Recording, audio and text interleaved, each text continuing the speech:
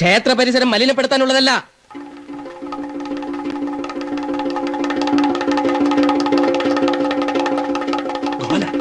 ഇവിടെ വെച്ച് മദ്യപിക്കരുത്. കയ്യും കാലും ഉറയ്ക്കാത്തവൻ എങ്ങനെ വിഗ്രഹം കുത്തും?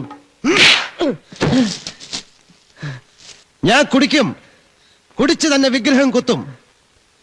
തഞ്ചാവൂർ ക്ഷേത്ര ശില്പങ്ങൾ കണി കണ്ടു ഉണരുന്നവനാ ഞാൻ.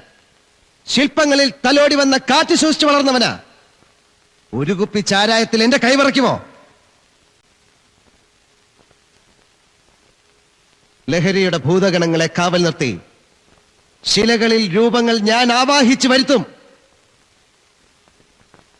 ദക്ഷിണേന്ത്യയിലെ ഏറ്റവും പ്രഗത്ഭനായ ശില്പിയുടെ മകനാ. ക്ഷേത്രം പണിയാൻ സ്ഥാനവാസനോ മകനോ വേണമെന്ന് വന്നില്ലേ? എന്തുകൊണ്ട്? ശില്പതന്ത്രം വരപ്രസാദമാ. കൊടുമുടികളെ കൊമ്പുകുത്തിക്കാൻ മനസ്സിന് കഴിയണം. വ്രതശുദ്ധി ഇളക്കാൻ ഒരു സോമരസത്തിനും ആവില്ല.